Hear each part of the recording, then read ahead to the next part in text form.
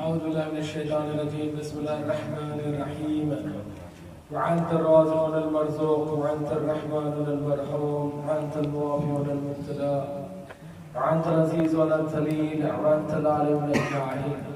يا مفتي الأرباب، يا رازق البشر، يا هو يا الله هو إلا هو. بسم الله وبالله وسبيل الله وملة رسول الله. أشهد أن لا إله إلا الله وحده لا شريك له، وأشهد أن محمدا عبده ورسوله.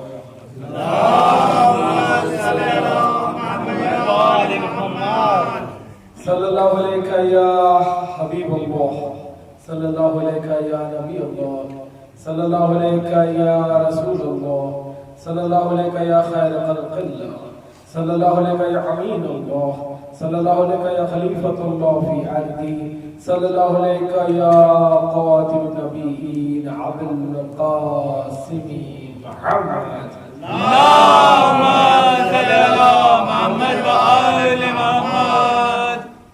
صلى الله عليك يا عمود الدين، صلى الله عليك يا ياسب الدين، صلى الله عليك يا حاكم يوم الدين، صلى الله عليك يا إمام المتقين، صلى الله عليك يا إمام المبين، صلى الله عليك يا ولي المؤمنين، صلى الله عليك يا بوار الكافرين، صلى الله عليك يا أمير المؤمنين علي ابن أبو طالب.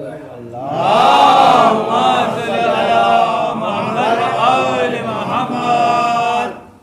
صلى الله عليك يا بنت نبي الله، صلى الله عليك يا بنت حبيب الله، صلى الله عليك يا بنت خير خلق الله، صلى الله عليك يا بنت رسول الله، صلى الله عليك يا فاطمة الزهراء سيدتي نساء العالمين. اللهم صل على محمد وآل محمد.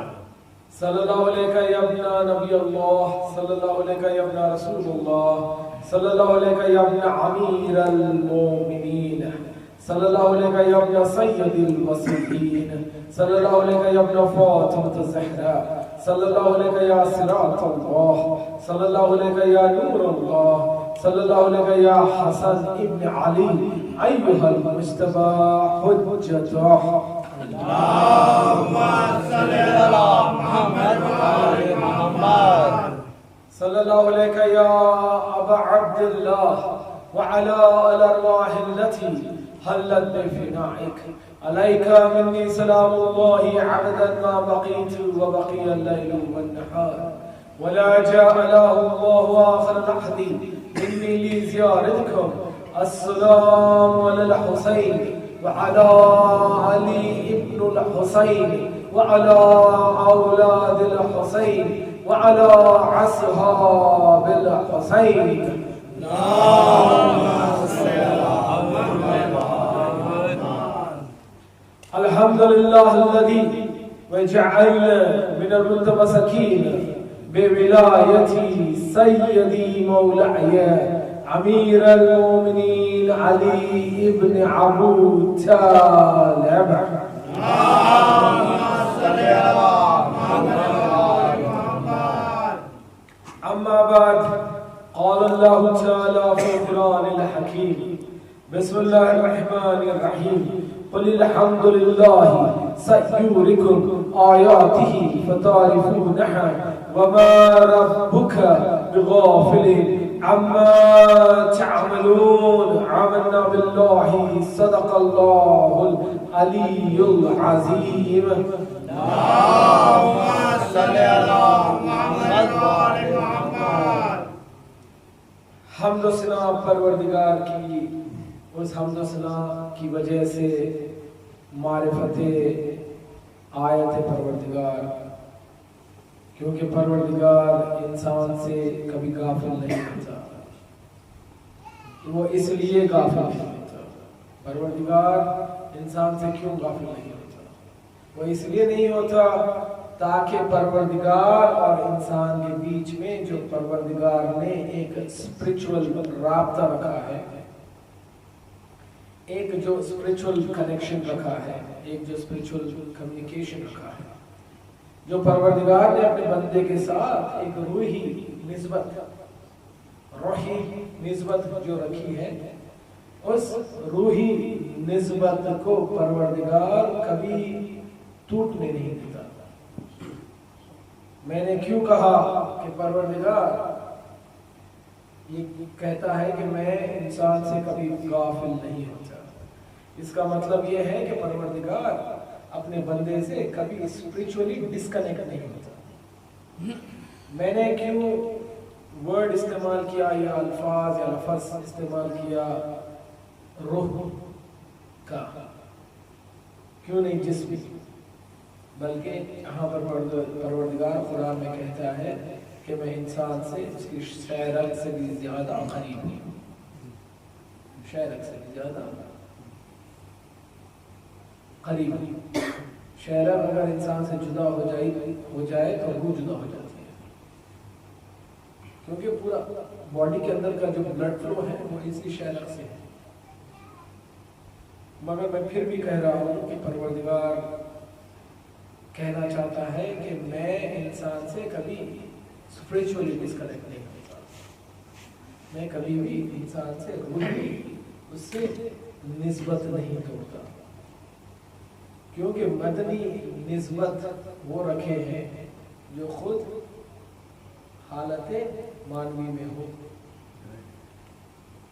वो जो खुद हालत मानवी में हो। परवरदिगार यहाँ पर कहना चाहता है कि मैं रूही निस्बत इंसान से नहीं तोड़ता, क्योंकि उसकी जो मानवी ज़रूरियात है, जो मानवी उसके नीड्स है, तो नीड्स को मैंने डेलीगेट कर दिया है।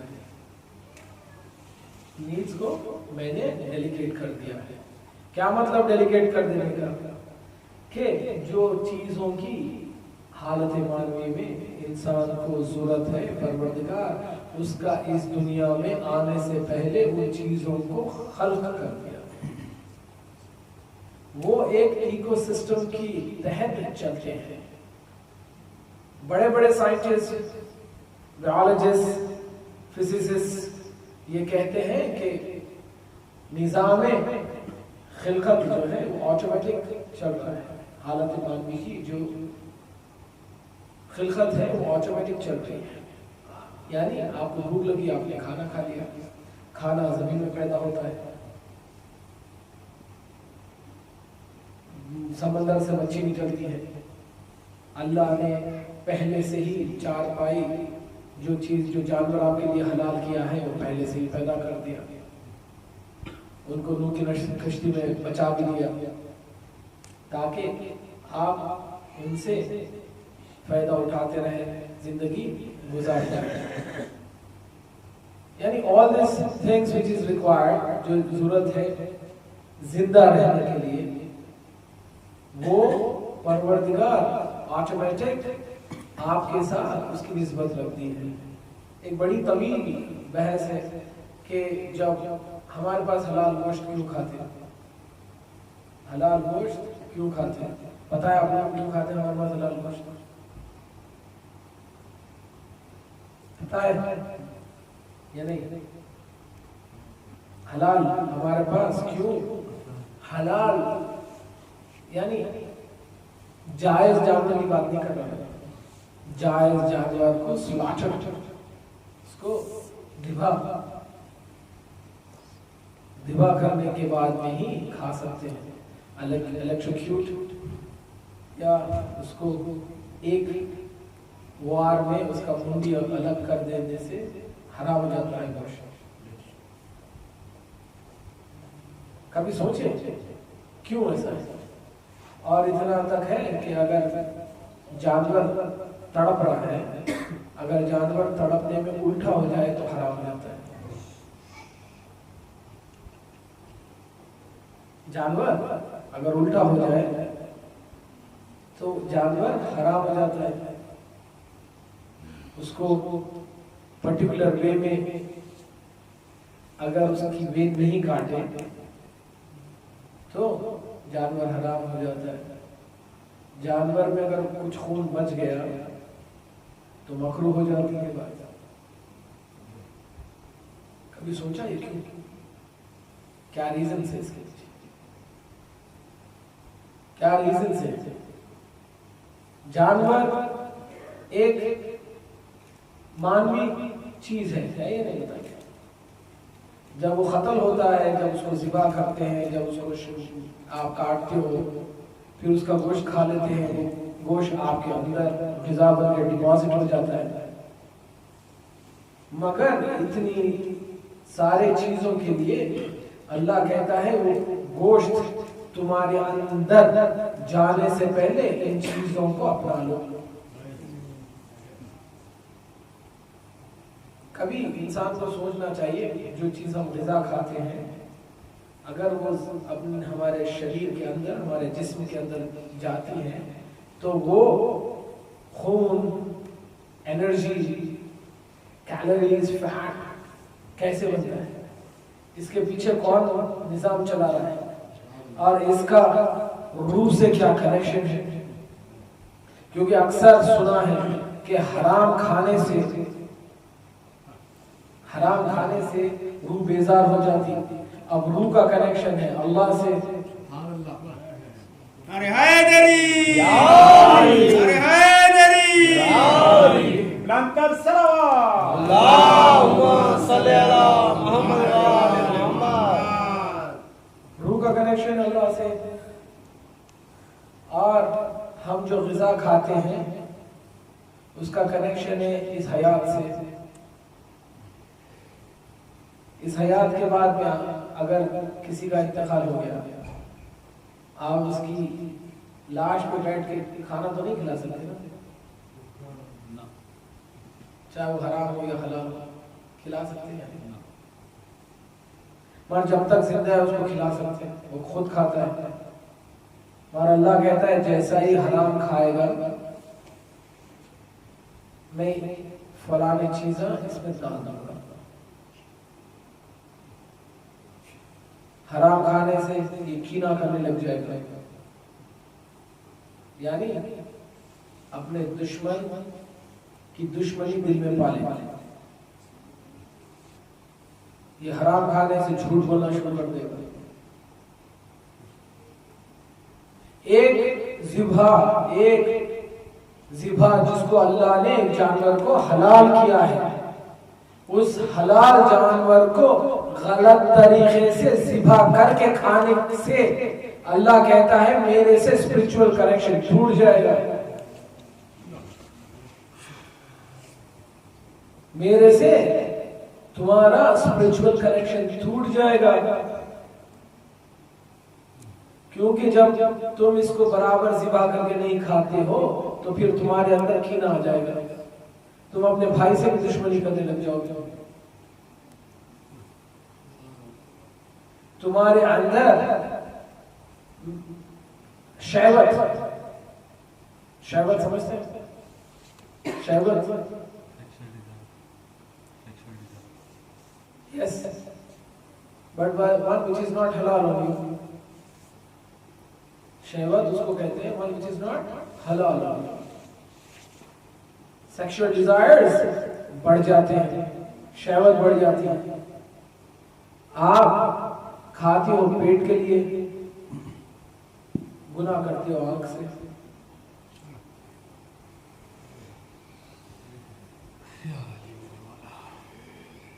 खाते हो पेट में, गुनाह करते हो दिल से, किसी के बारे में बुग़्ज़ रखना शुरू कर देते हो। यानी सिस्टम बड़ा सिंपल है। आप जब भी कोई भी चीज खाते हैं, चाहे वेजिटेबल्स हो, चाहे जो भी चीज खाते हैं, वो बड़ा सिंपल सा सिस्टम है कि वो डाइजेस्ट होते हैं बॉडी में, वो खून बनती है, और जो खून बन के बाद से जो एनर्जी आपकी बॉडी इस्तेमाल करती है, एक मर्द के लिए 2000 कैलोरीज एनर्जी इस्तेमाल होती है। अब 2000 कैलोरीज के ऊपर जितनी भी एनर्जी हो वो गलाज़त बन के निकल जाती है। अब जब निकलती है तो अल्लाह ने कहा वजू करो, ताहर करो अपने आप। एक खाने के पीछे कितना बड़ा निजाम है सोचिए। सिर्फ एक लुक़मा खाने के पीछे कितना बड़ा परवरदिगार ने निजाम रखा था। अक्सर ये सोचते हैं लोग कि खा लेते हैं, हमको भूख लगती है, भूख की वजह से खा लेते हैं, पर ये नहीं सोचते उस भूख का और स्पिरिचुअलिटी का क्या कनेक्शन है। उस भूख का और स्पिरिचुअलिटी का क्या कनेक्शन है। अल्लाह कहता है जो ज़िबा को, जो मैं जानवर को तुम्हारे लिए हलाल किया। थोड़े आज हलाल हराम की बात हो जाए, क्योंकि हलाल हराम की जो है आयत परवरदिगार है। हलाल हराम मुबाह और मकरूह में एक हेयर लाइन डिफरेंस है, यानी बाल से बराबर फर्क है।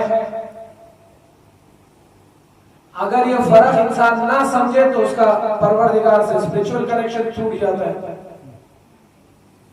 फिर उसे इस्लाम वैसे समझ में नहीं आता जैसे हुसैन समझाने आए थे, उसे फिर विलायत वैसे समझ में नहीं आती जैसे अली ने कहा था मेरी विलायत मानो।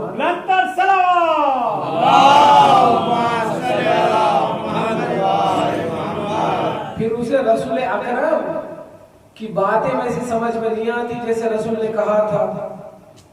मैं अक्सर ये 2 दिन पहले किसी को कह रहा था कि अली मुर्तजा कहते थे, ये हमारे जो उर्दू अरब है, ये आते हैं रसूल के पास, रसूल का खौल सुनते हैं, एक समझते हैं, दूसरा सुनते हैं, एक समझते हैं, दूसरा बाहर जाके बोलते हैं, तीसरा, और जिसको बोलते हैं वो समझता है, चौथा, फिर सुनता है, चौथा समझता है, पांचवा, फिर जाके वो तीसरे को जब बोलता है उसमें और रसूल के खौल में जमीन और आसमान का फर्क हो जाता है। फिर मौला कहते हैं इसलिए अल्लाह ने जब रसूल को कहा था अपना जो भी खौल है उम्मत को कहने से पहले, वो जो कान है जिसको अल्लाह ने सूरे हक़्क़ा में कहा ये मेरा कान है, कहा रसूल से जाओ खौल को आम करने से पहले उस कान में हिफाजत से रख दो, उस कान में हिफाजत से रख दो। जो कान को अल्लाह ने कहा ये उज़्न इलाही है, तो रसूल से पूछिए कौन सा उज़्न है जो उज़्न इलाही है। रसूल ने कहा वो जो बैठा है वहां पर जिसे अली कहते हैं, अल्लाह कहता है इसका कान अल्लाह का कान है। नाराए हैदरी,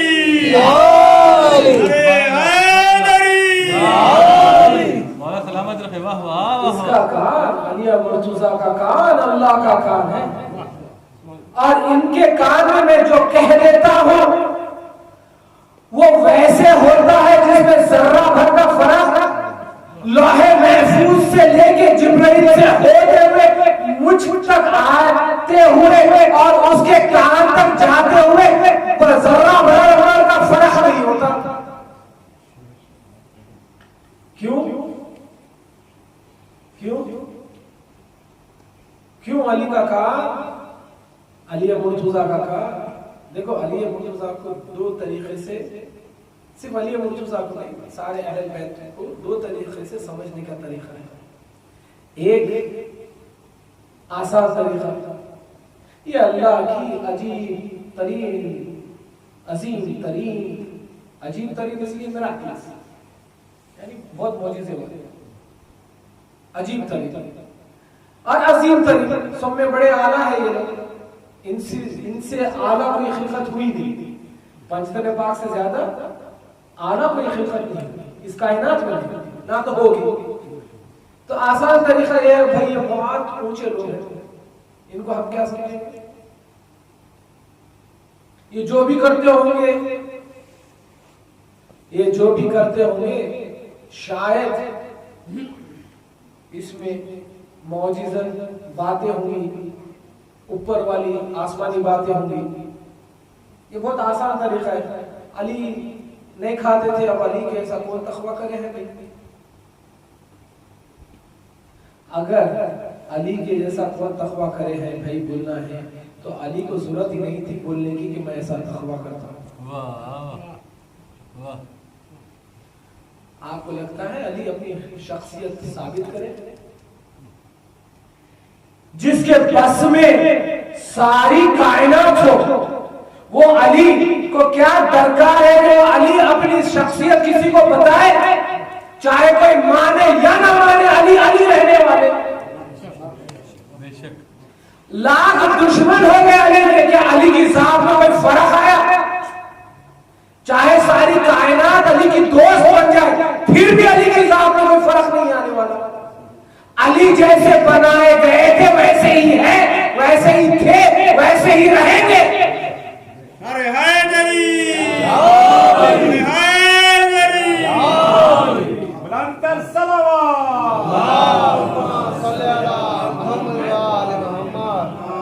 नाज़े अली की गुट्टी जो माँ ने हमको पिलाई है, नाज़े अली की गुट्टी जो माँ ने हमको पिलाई है, वो शम्मा ऐसी जो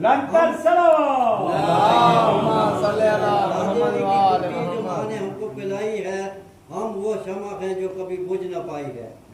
लाखों यजीद व माविया है, तुम क्या बुझाओगे ये शम्मा तो हुसैन ने अपने खून से जलाई।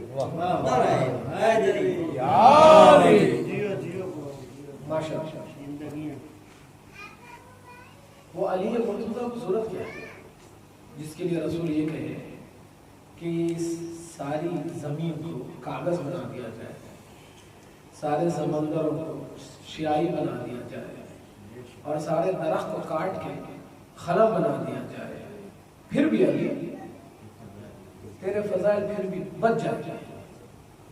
उस अली को अपने फजाइल बयान करने की जरूरत क्या है, दरकार क्या है? बताइए क्या जरूरत है अली को ये कहने के लिए कि 10 तरफ में से 3 ग़िज़ा में से एक ग़िज़ा उठा लो? ये अली कभी भी अपनी सारी जिंदगी 2 ग़िज़ा से ज्यादा खाया नहीं। क्या जरूरत है अली को बोलने की? अगर अली सिर्फ आसमानी है, जमीन के लिए थे ही नहीं अली, तो आए क्यों वहां जमीन पे अली?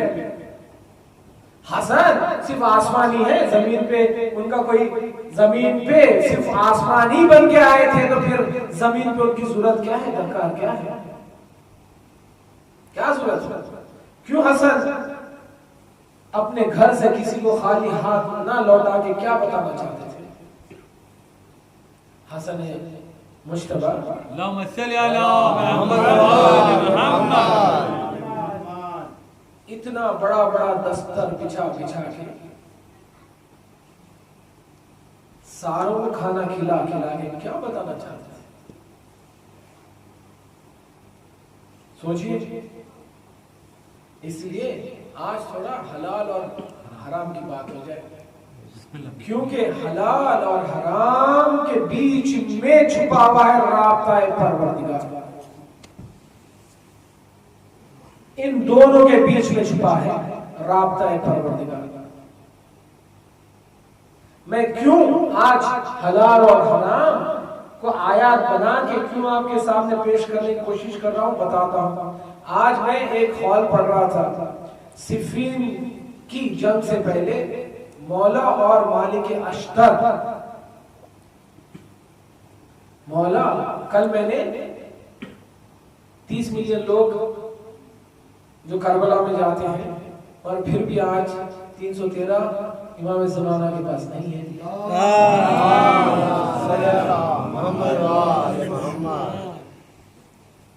मैंने कल पढ़ा, मैंने ये भी पढ़ा कि हमलादार कैसे कैसे नए नए इनोवेटिव मेथड्स और मेथोडोलॉजीज मार्केटिंग के इस्तेमाल कर रहे हैं ताकि लोगों को हुसैन इब्न अली की मारिफत हासिल हो जाए। अल्लाह करे वो जो जो जाए उनको सबको हुसैन इब्न अली की मारिफत हासिल हो जाए। आज मैं बताना चाहता हूं इंसान के खुल हम्दुलिल्लाह, जो अल्लाह कह रहा है कि मेरी हम्द व सना कर, मैं आयतों की तारुफ कराऊंगा तुझसे, हमद सना किस तरीके से की जाए, किस तरीके से हम तो, क्योंकि आज 8वीं मजलिस है, कल इंशाअल्लाह हुसैन इब्न अली की मुझे एक अजीम शान पढ़ना है, उसके बाद में आप जाने, आपके परवरदिगार जाने, पढ़ तो दूंगा कल वही बात पढ़ दूंगा जो वही खुरासानी की अक्सर सुनता हूं। अब आपके जहनों के ऊपर छोड़ता हूं, कैसा भी समझे उसको, मगर गुरु ना करें सुन के।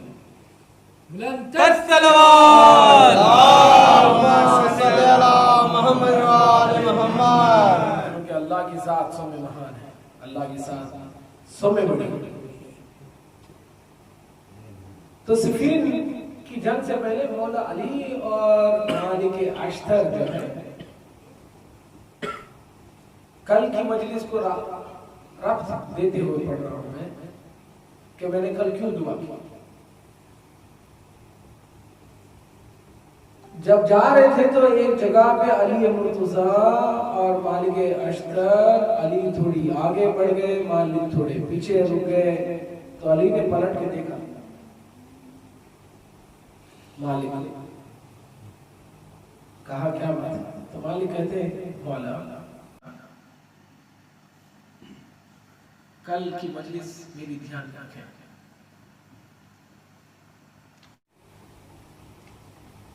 खुलूस ये खुलिल हम्दुलिल्लाह कब फायदा करता है, और हुसैन इब्न अली का नाहा पढ़ना, हुसैन का मरसिया पढ़ना, हुसैन के वास्ते मातम करना, हुसैन के वास्ते पानी पिला देना, खाना खिला देना, खाना खा लेना, मजलिस में शरीक हो जाना, ये सब के सब शाअरा है।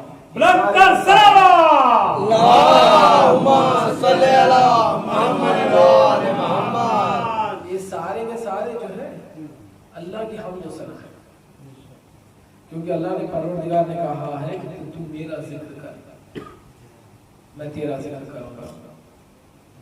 इनसे परवरदिगार का जिक्र होता है, और फिर परवरदिगार हुसैन का जिक्र करता है। आपको और हमारे हुसैन का जिक्र करने की कोई जरूरत नहीं, हमारी उतनी औकात में नहीं है हुसैन का जिक्र करें।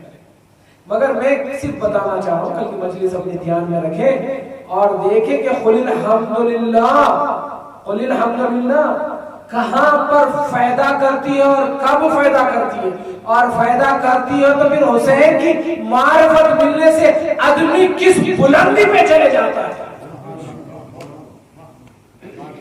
ये बताना चाहता हूं मैं। तो मालिक अश्तर और अली मुर्तजा जब जा रहे थे तो मालिक पीछे रुक गए, पीछे रह गए, तो अली पलट के कहते हैं क्या हुआ मालिक, कहते हैं मौला जरा सुनिए, देखिए मालिक अली के बहुत वफादार सहाबियों में से थे,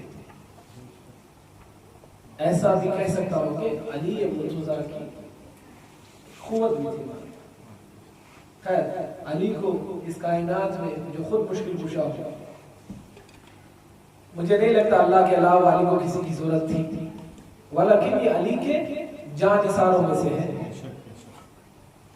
कुछ हैसियत रखते हैं हमारी।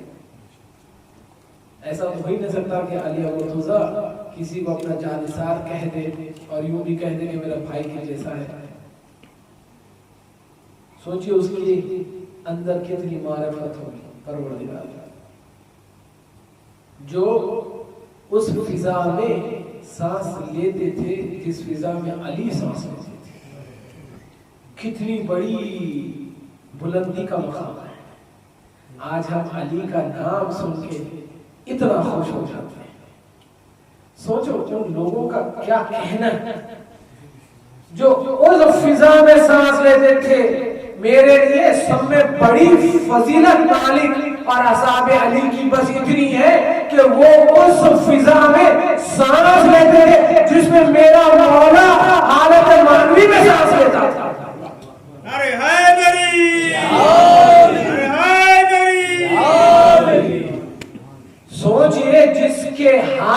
कंकर आके बोले, अली वो जिसके हाथ पे कंकर आए तो अल्लाह कंकर में सुभान दे। तो सोचिए, हाथ से सिर्फ मस होते हुए कंकर में इतनी फजीलत आ जाए। इन असहाब के बारे में सोचिए, जो वही सांस अपने अंदर ले देते जो सांस अली छोड़ते थे। अपनी अपनी सोच है, मेरे वास्ते बहुत बड़ी फजीलत की बात है, बहुत बड़ी फजीलत। तो मालिक कहते हैं, मौला सुनिए तो सही कि मुसलमान कितना आगे हो गया। कल की मजलिस ध्यान में रखें, मुसलमान कितना आगे हो गया। मौला ने कहा क्या बात है? कहते हैं सुनिए, कितनी खूबसूरत आवाज में, कितनी खूबसूरत आवाज में मौला ये अल्लाह का कलाम कर रहा है, कुरान पढ़ रहा है। मौला ने मुस्कुराया, कहा मालिक इसके पढ़ने पे ना जाओ, ये जो पढ़ता है इसको कोई फायदा नहीं दे रहा। जबकि रसूल ने कहा कुरान को देखना इबादत, कुरान को सुनना इबादत, कुरान को पढ़ना इबादत, कुरान के बारे में तस्करा करना इबादत। कहा या ना कहा रसूल बताइए।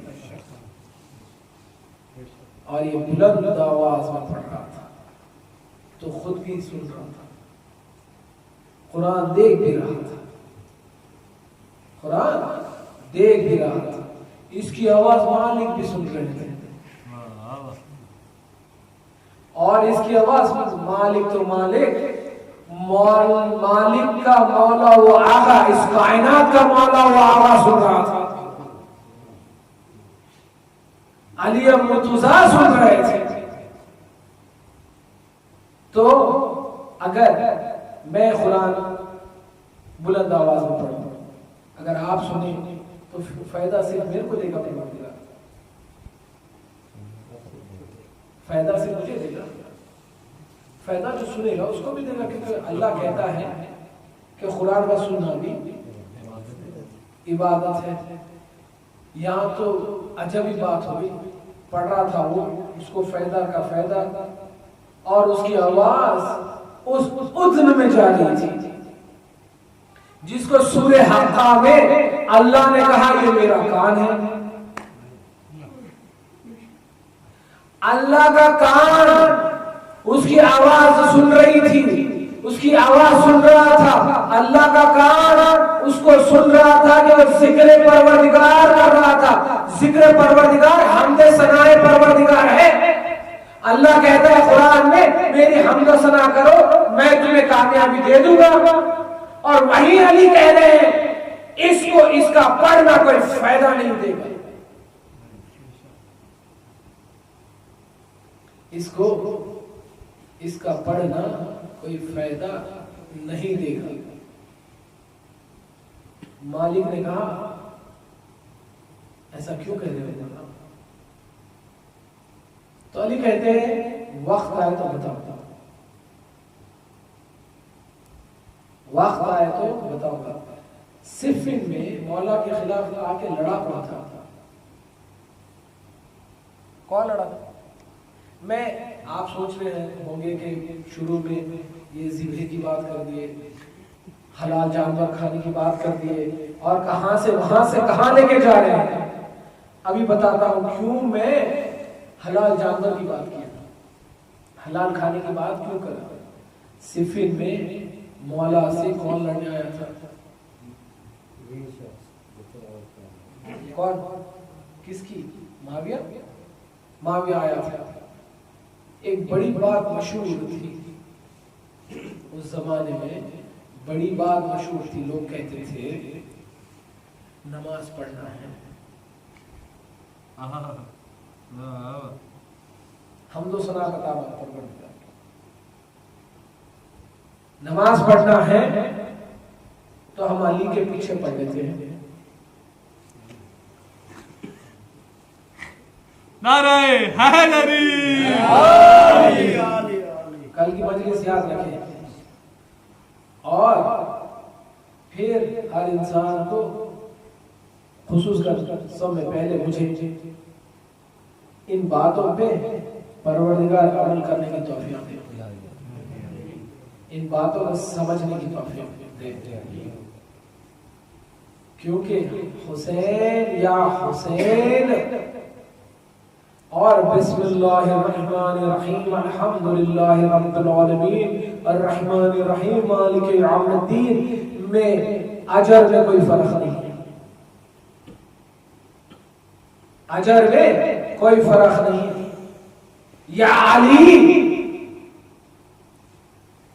या अली मदद या रब्बना वलकल हम्द में कोई फर्क नहीं।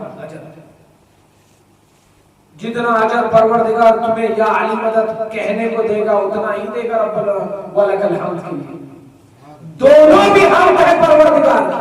अली का नाम लेना भी अल्लाह की हम्द है, हुसैन का नाम लेना भी अल्लाह की हम्द है, खुद अल्लाह का नाम लेना भी अल्लाह की हम्द है।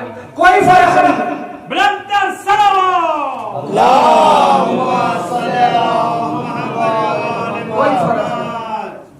कुरान पढ़ के देख ले हिजरत की रात को, कुरान पढ़ के देख ले हिजरत की रात को रब ने रज़ाएं बेच दी अब दीन के वली के हाथ, रब ने रज़ाएं बेच दी दीन के वली के हाथ।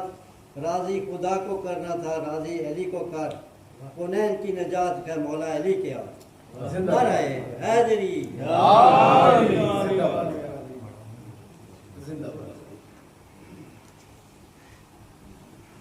तो एक बहुत बात मशहूर थी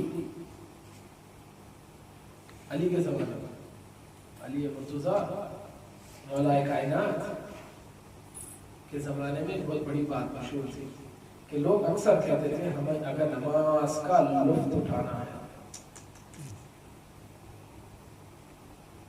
तो हम अली के पीछे जाके नमाज पढ़ लेते हैं, और जब हमारा पेट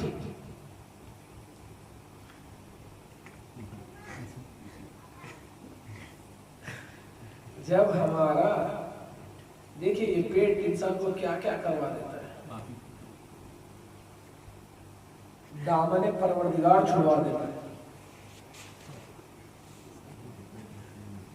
कहते थे जब हमें अच्छा खाना होता हो, जब मन करता है हमारा, जब हमारा मन करता था अच्छा खाने के लिए तो हम माविया के दस्तरखान पे चले जाते थे। तो मालिक को अली कहते हैं वक्त आए मैं बताऊंगा, वक्त आए मैं बताऊंगा। सिफ़ीन की लड़ाई हुई, जीते मौला, फिर जा रहे थे, अब मौला रुके, मालिक आगे चले गए। इसलिए अक्सर कहते हैं ना तो इमाम से आगे जाना चाहिए ना तो इमाम के पीछे रह जाना चाहिए। इमाम के साथ साथ अपनी इताअत रखना चाहिए। अब अली मुर्तज़ा रुके, मालिक आगे चले गए, तो मालिक को पीछे बुला के कहते हैं ए मालिक इधर आओ। तो मालिक आए, कहने लगे घोड़े से उतरो और इस आदमी को देखो।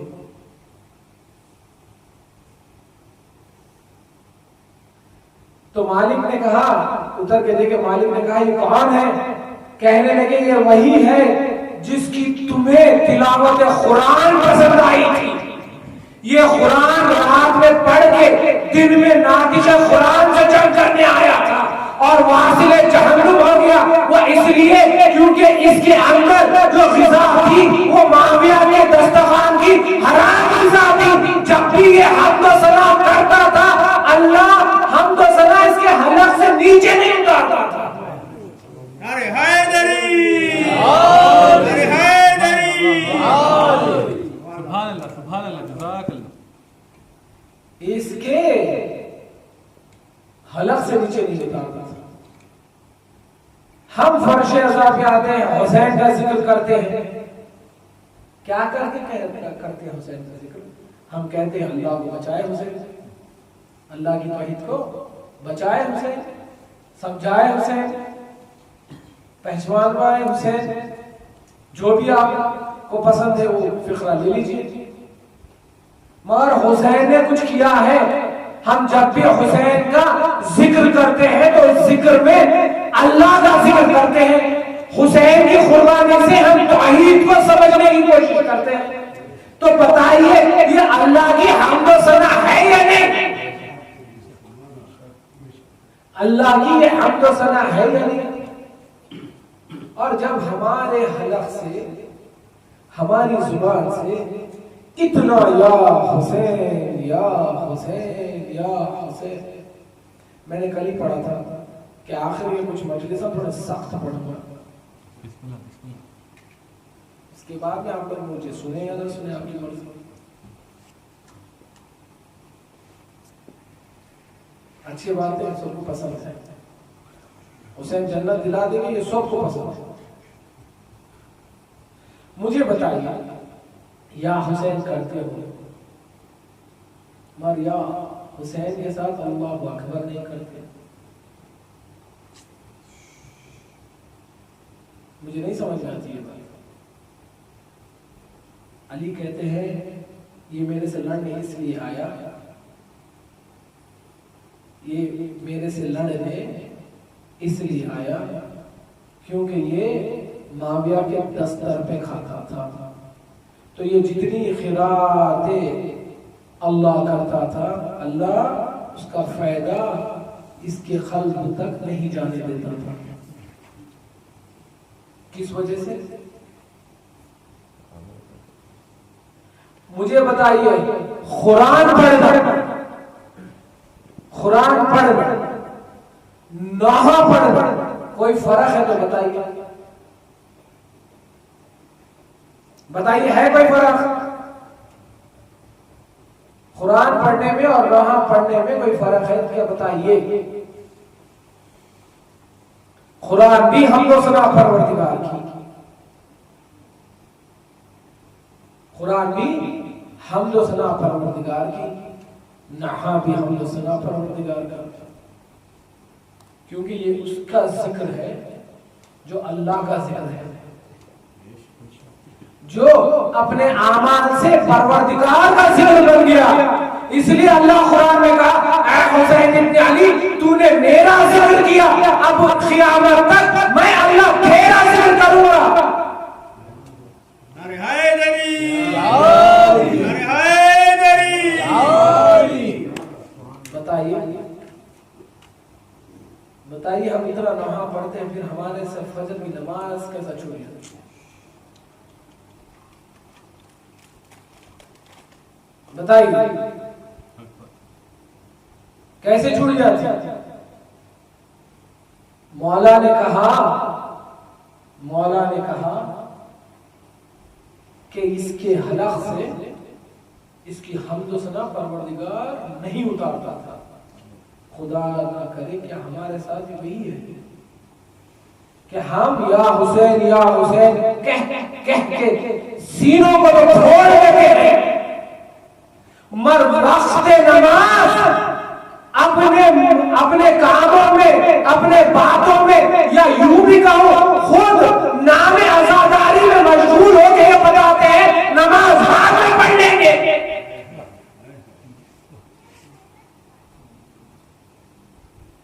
नमाज बाद में पढ़ लेंगे। इतना नहा पढ़ते हैं, 24 घंटे नहा पढ़ते हैं, फिर नमाज कैसे छूट जाती है? बताइए, नमाज कैसे छूट जाती? क्या रीजन है? क्या रीजन है? क्यों? क्या रीजन है? बताइए। सख्त पढ़ रहा हूं तो माफी चाहता हूं। बुलंद सलावत, अल्लाहुम्मा सल्ली अला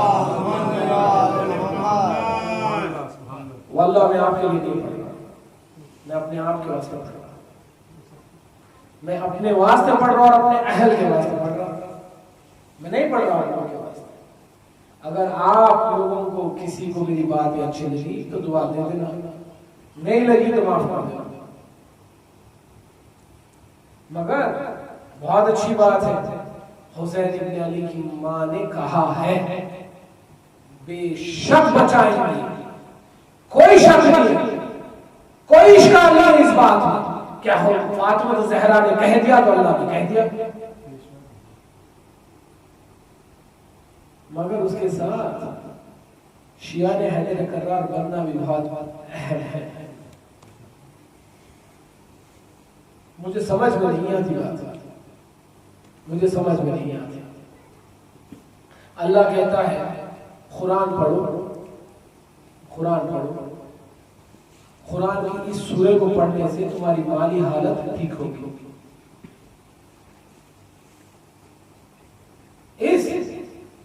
ऐसा ना समझें कि हमारे अमाल इतने अच्छे हैं कि परवरदिगार हमें आजमा रहा है। आजमाइश और गुनाह की सजा बहुत फर्क है।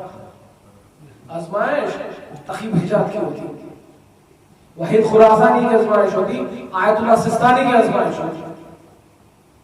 मेरी तो नहीं हो सकती। मुझे तो इंडिकेशन है परवरदिगार की तरफ से कि समझ जा, तूने यहाँ पर ये कोताही की। रहे में उस परवरदिगार की कि वो हमारे को सिग्नल आयत की तरह समझा देता है, अब भी बात आ जा, समझ जा। कुरान में अल्लाह कहता है ये सूरा पढ़ो, मैं जिम्मेदारी ले रहा हूं, कभी तुम्हें भूखा नहीं सुनाऊंगा, कभी तुम्हें भूखा जगाऊंगा नहीं, तुम्हारे बच्चों को मुफलिसी हालत में नहीं रखूंगा। ऐसे कुरान में सूरा है या नहीं बताइए। सूरतुल वाक़िया, सूरतुल वाक़िया हमने पिछले अशरे में पढ़ा। सूरतुल वाक़िया असहाबुल यमीन, इसका मतलब भी है हुसैन इब्न अली। तो हम 24 घंटे या हुसैन या हुसैन या हुसैन, फलाने आदमी का नाम सुन लेते हैं, फलाने का नाम सुन लेते हैं, फिर भी हमारी मुफलिसी कम होने का नाम नहीं लेती। किस वजह से? क्यों हमारे रोटी रोजगी में अल्लाह ने बरकत उठा दिया है? क्यों फिरते हो मुल्ला मुल्ला गली गली ताबीज़ें लेते हुए?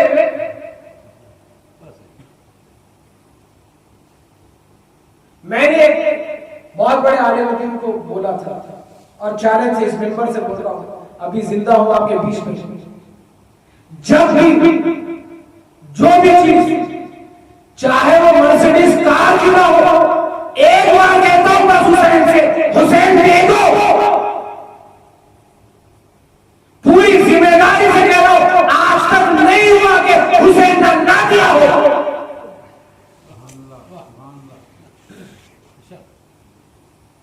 मैंने अपनी जिंदगी 50 पाउंड से शुरू की, 50 पाउंड से शुरू की, मगर उसके पीछे सक्सेस लिखने वाले का नाम है हुसैन इब्न अली। हुसैन इब्न अली क्यों? क्या जरूरत है, क्या वजह है कि हम इतना या हुसैन कहते हैं और हमारी मुफलिसी नहीं जाती? मैं ये नहीं कह रहा कि मल्टी मिलियनर बनना ये अल्लाह ने लिखा है, मगर अल्लाह ने तो ये लिखा है कि आराम से जिंदगी गुजारो और आराम से जिंदगी गुजार के वापस आ जाओ ऊपर। अल्लाह ने थोड़ी ना ये कहा है कि दर दर की ठोकरें खाओ। हमारे सामने वाक़िए हैं और वाक़िए जैसे ही हमारे कान में पहुंचते हम सब कहते हैं नारे हैदरी। क्या फितरूस को पर मिल गए? तो तुम भी तो फितरूस हो, तुम्हारे को क्यों नहीं पर मिलते?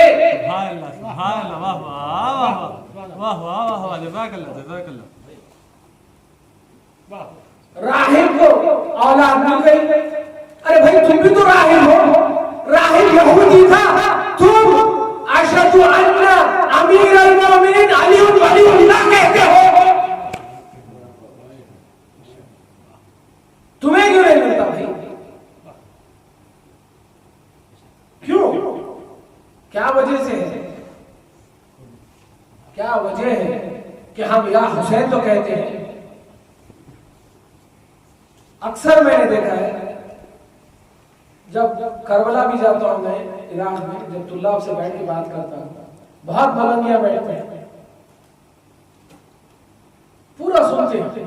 अगर ये पढ़ दूं या ये कह दूं कि अली ने फलाने को मार के गिरा दिया, शॉल लपेट लपेट के सुनते हैं। नहीं, मुझे कोई फर्क नहीं पड़ता, कोई मलंगी सुने सुने, किसको दुख पहुंचे पहुंचे। साईं या अली मदद कहते हैं, या अली मदद ये कहते हैं, अली या अस्सलाम वालेकुम कहते थे। इतना फर्क है।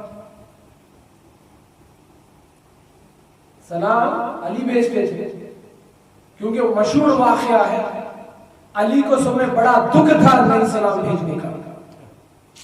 फातिमा ज़हरा से, फातिमा ज़हरा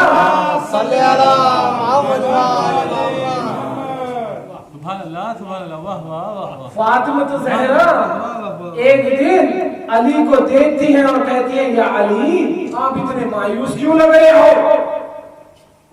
तो खादिम अली कहता है, बीबी अली को कोई सलाम नहीं करता। फातिमा कहती है, या अबुल हसन क्या इतना जमाना बेरुख हो गया कि आपको सलाम नहीं करता? तो मौला रोते हैं, तुम या अली मदद साईं साईं करते हो और कहते हो अली बचाते हो। ये कहां से रिवाज उठा के लेके आए? मौला रोते हैं। फातिमा कहती है, क्यों रो रहे हो या अबुल हसन? कहते हैं शहजादी बिन्त रसूलुल्लाह, गया वो जमाना जो लोग मुझे सलाम नहीं करते थे, आज अली के सलाम का जवाब नहीं देते।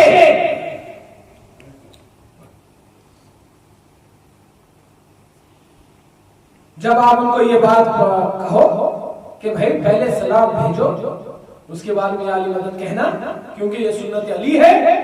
अली को सुबह बड़ा अफसोस इसी बात का था, महफिल से उठ के चले जाते, महफिल से उठ के चले जाते।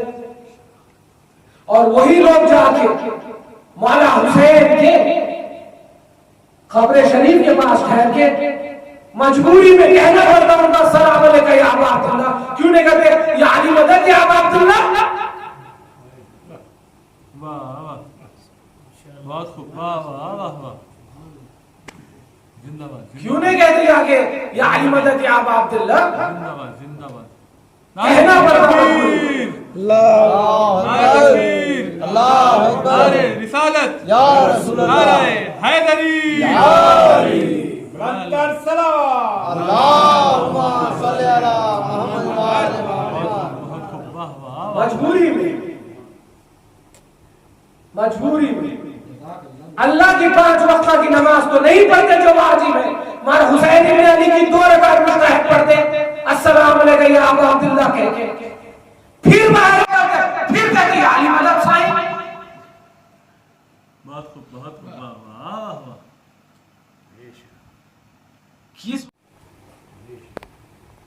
किस वजह से हमारा इतना हमदो सना करने के बाद क्यों उसे हमें समझ में नहीं आते?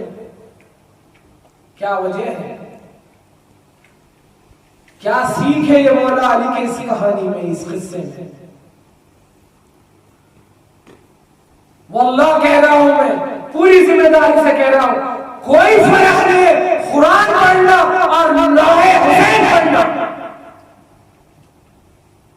कोई फर्क नहीं, कोई फर्क नहीं।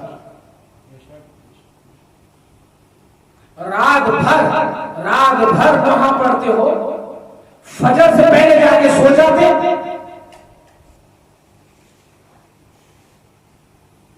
उसका नहा पढ़ते जिसने कहा था, ऐ शहजादी मेरी बहन, मुझे नमाज में नहीं भूलना।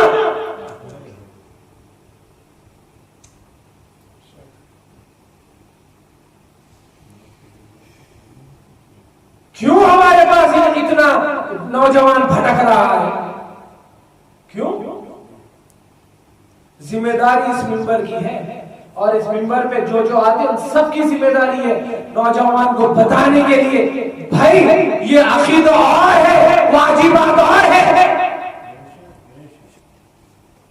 अल्लाह तो कह रहा है एक हुसैन इब्ने अली की ज़ियारत करना 70 हज के बराबर है। और अल्लाह ने कहा कि हज क्यों करना चाहिए? अल्लाह कहता है जो हज पे जाता है वो ऐसे लौटता है जैसे मौलूद में मां की पेट से निकलता है, मासूम। अल्लाह उसके पूरे गुनाह हज से पहले जितनी हयात उसने गुजारी उतनी हयात के गुनाह माफ कर देता है, सिर्फ 7 तवाफ की वजह से। 7 तवाफ और 7 तवाफ निसा 14। इन 14 तवाफों की वजह से जितनी अगर कोई 60 साल में हज करा हो तो 60 साल पहले वाले जितने गुनाह हैं अल्लाह कहता है वो पूरे गुनाह में माफ कर देता हूं। और मुस्तनद रिवायतों में आया है मासूम से कि जब अरफा के दिन जो लोग ज़ियारते हुसैन पे जाते हैं अल्लाह फरिश्तों से कहता है हाजियों का हिसाब किताब बाद में करना, पहले सवार हुसैन का हिसाब किताब कर ले। नारे हैदरी, नारे हैदरी।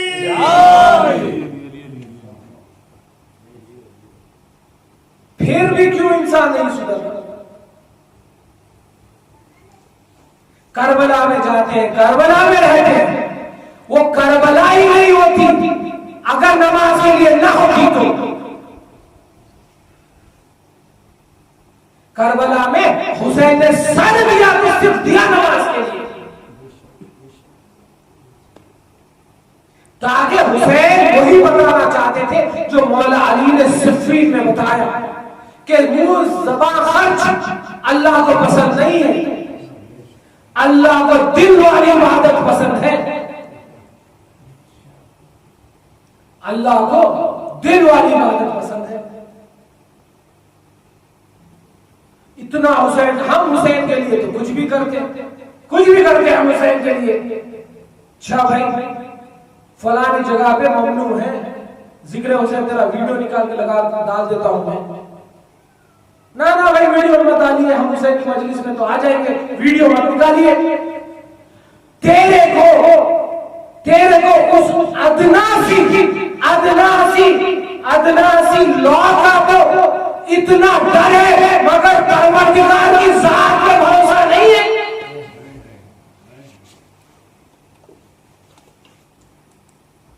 परवरदिगार की जात पे भरोसा नहीं है।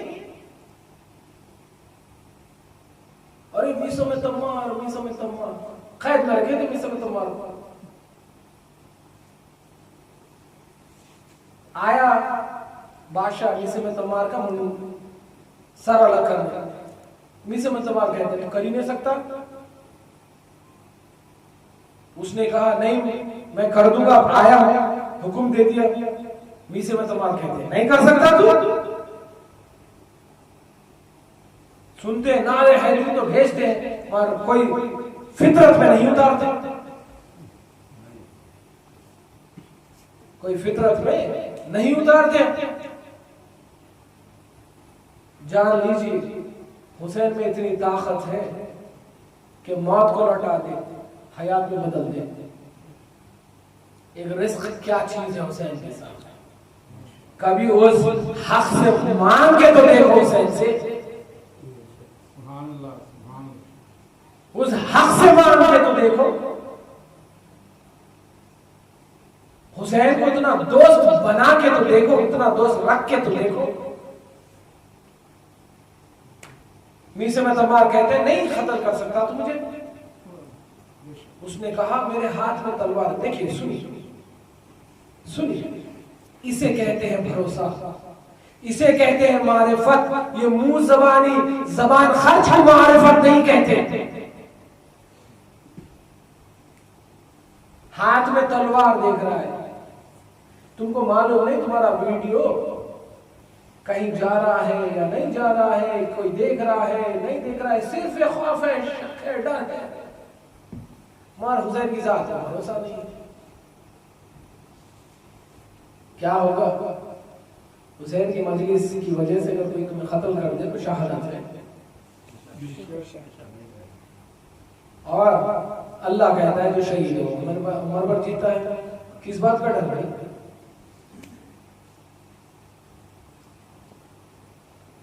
हाथ में तलवार, हाथ में तलवार देख रहे हैं मिस्र में तलवार, कहते हैं तू मुझे नहीं कत्ल कर सकता। उसने तलवार मीसम की गर्दन पे रख दिया।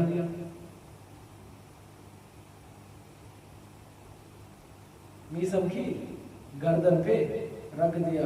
मीसम ने कहा तू नहीं कत्ल करेगा।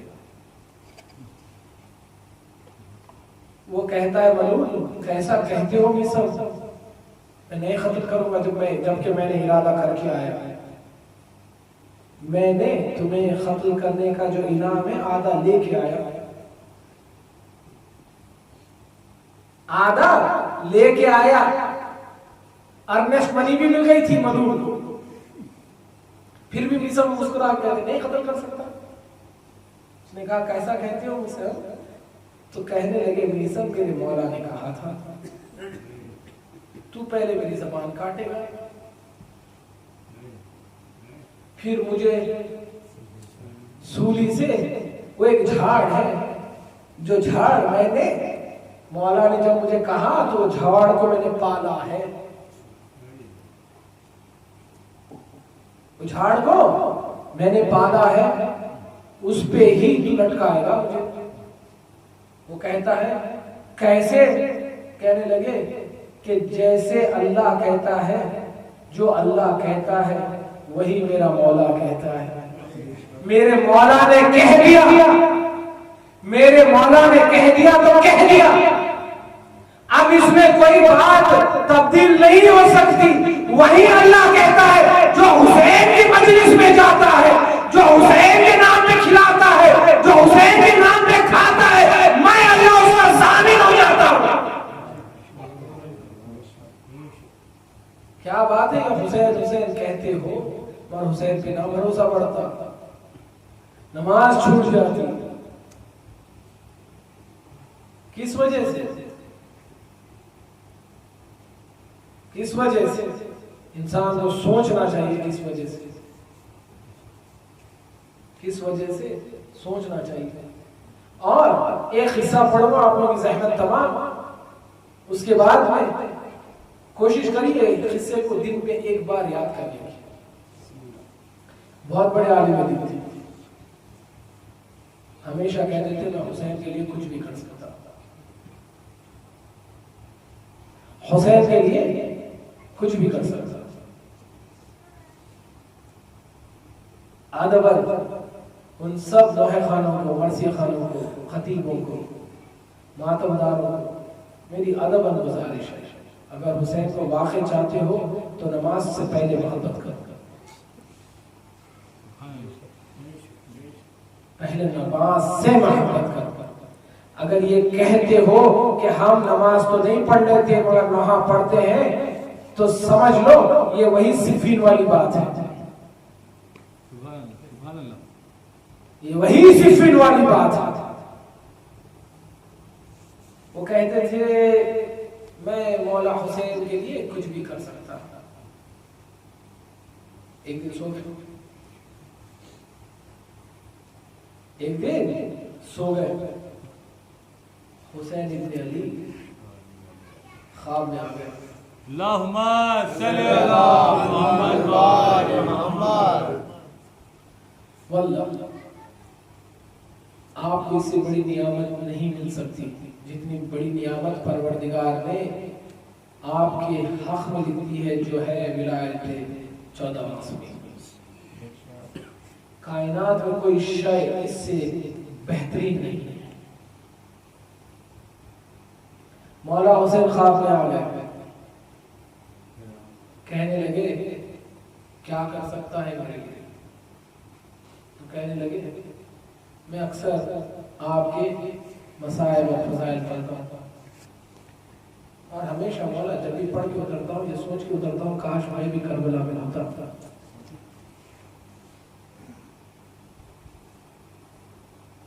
काश मैं भी करबला में होता मौला और मैं अपने आप को 72 के जैसा आप पे से जान अपनी इंसान कर लेता और ये ख्वाब, ये कहानी, ये किस्सा खुसूस कर उन लोगों के लिए जो हर रोज ज़ियारत आशुरा पढ़ते हैं, जिसमें हर रोज ये कहते हैं बे अबी अंता व उम्मी या अब्ना रसूलल्लाह, बे अबी अंता व उम्मी या अब्ना रसूलल्लाह, हम और हमारे माँ बाप आप पे से कुर्बान या अब्ना रसूलल्लाह या अबा अब्दुल्लाह, उनके लिए। हुसैन कहते क्या कर सकता है? कहता है कि मैं जब भी खिताबत करके उतरता था, मसाइल पढ़ के उतरता था, तो ये सोचता था काश मैं भी करबला में होता। पढ़ा लिखे थे, उन्होंने पढ़ा था कुरान की आयतों को पढ़ा था जिसमें अल्लाह कहता है कौन है जो हुसैन जैसा साहब हो। हुसैन के असाब के ऐसे कौन है? पूरी एक आयत है। इसलिए मौला ने कहा जैसे असाब मुझे मिले, मेरे नाना को भी नहीं मिले, मेरे बाबा को भी नहीं मिले, मेरे भैया को भी नहीं मिले, और ये जनाब कह रहे हैं कि मैं भी होता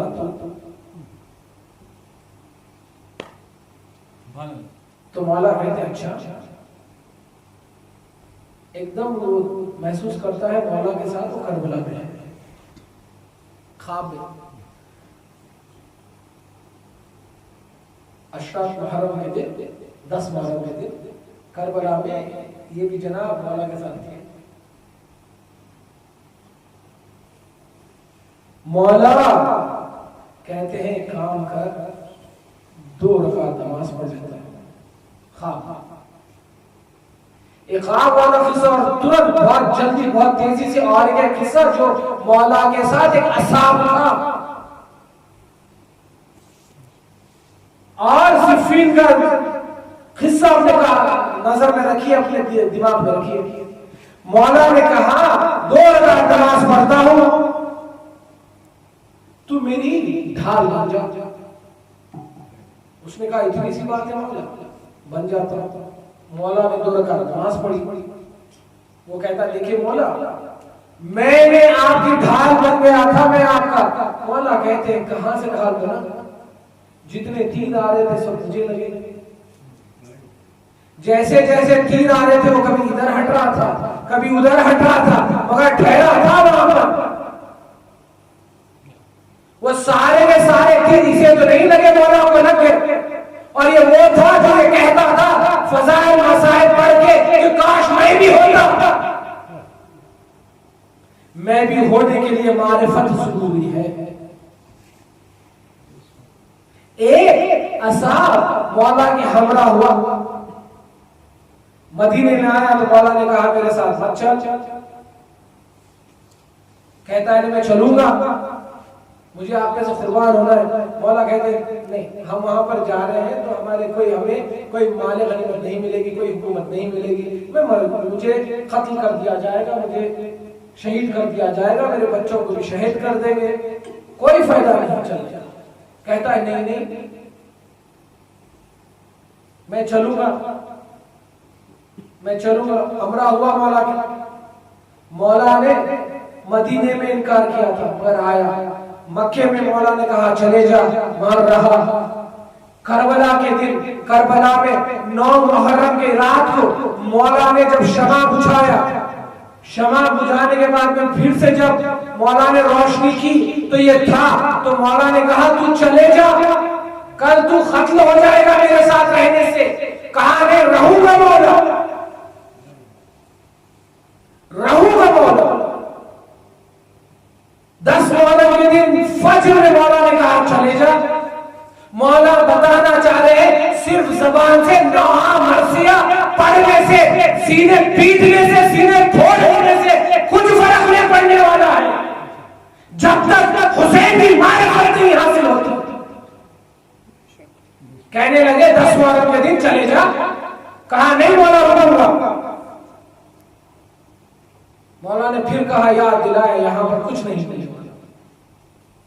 कहा नहीं, अब तक उसे यकीन था शायद मौला हुसैन है, इनके बाबा इतने फतह किए, ये भी बहुत, और मौला हुसैन के साथ मौला अब्बास है, खासिम है, अकबर है, 100% ये लोग जीतेंगे। पहली जब जंग हुई, जब सब मिलके मौला के सारे असाब और मौला हुसैन ने खुद सब मिलके जब पहली बार हमला करे, उस हमले में मौजूद था ये, दूसरे हमले में मौजूद था ये, मगर जब बाद में फुरादा जंग करने का माहिदा हुआ, जब एक के बाद एक लाश आते गई, घबरा गया,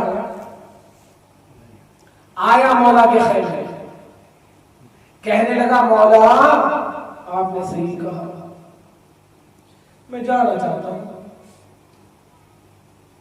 देखिए बड़ी अदब हुसैन की मारिफत हासिल करें, नजात है इसमें। आया मौला के पास, कहने लगा मौला आपने सही कहा, मगर मौला आप बहुत करीब हो, माफ कर दीजिए, मैं अपनी जान बचाना चाहता हूं, जाना चाहता हूं।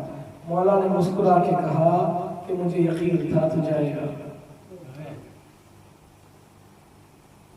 मगर मौला कहते देखिए मौला मेरा कितना करीब है, कितना करीब है हुसैन। कहते हैं हुसैन इब्न अली, मगर अगर जाना था तो कुछ देर पहले चला जाता, ताकि तेरे घोड़े मरते नहीं, ताकि तेरे पास एक सवारी होती और तू चले जाता, और तेरे इन 6 घोड़ों का जाइए मख्तल पड़ी है। जब इंसान इस वाक़े को पढ़ता है तो फूट फूट के रोता है। मौला कहते हैं मुझे हुसैन को कायनात में कोई शय की जरूरत नहीं है, मौला सिर्फ बताना चाहते हैं ये ज़बान खर्च करना बंद करो, अगर मुझसे मोहब्बत करना चाहते हो तो मारिफत वाली करो। कहते हैं हुसैन ऐ शख्स मुझे इन 6 घोड़ों की जरूरत है, मैंने तेरे को भरोसा किया, अगर अब तू जा रहा है तो ये 6 घोड़े भी लेके जाएगा। कहता है ना ना मौला आप 6 घोड़े रख लीजिए। हुसैन कहते हैं अच्छा, फिर कहता मगर मौला आप तो करीब इनमें करीब हो, आपने इस करबला को खरीदा है मौला, मौला मेरे पास कोई सामान नहीं है जीने का, मौला मैं चाहता हूं आप ये घोड़े मुझसे खरीद लो।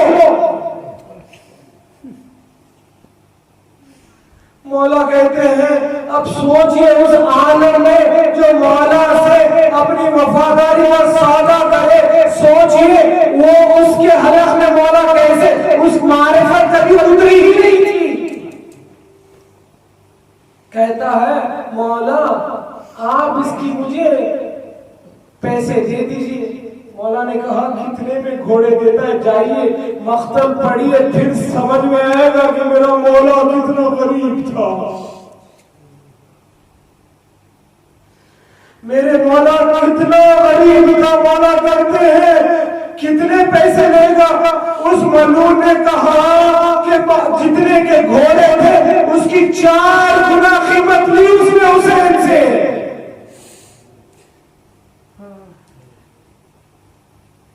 जो मौला ने वो पैसे दे दिए, मौला कहते हैं अब तू घोड़े भी मुझे बेच दिया, तू घोड़े भी मुझे बेच दिया, तू अकेला रह गया, तू कैसे जाएगा।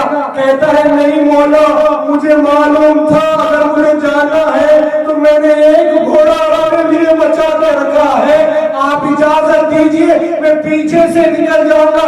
हुसैन कहते हैं रुक जा, तूने पैसे ले लिए, मैं देख रहा हूं तेरी मौत लाजिम है, मगर मेरे साथ उठ जाता कि जन्नत दिला दो। नहीं मुझे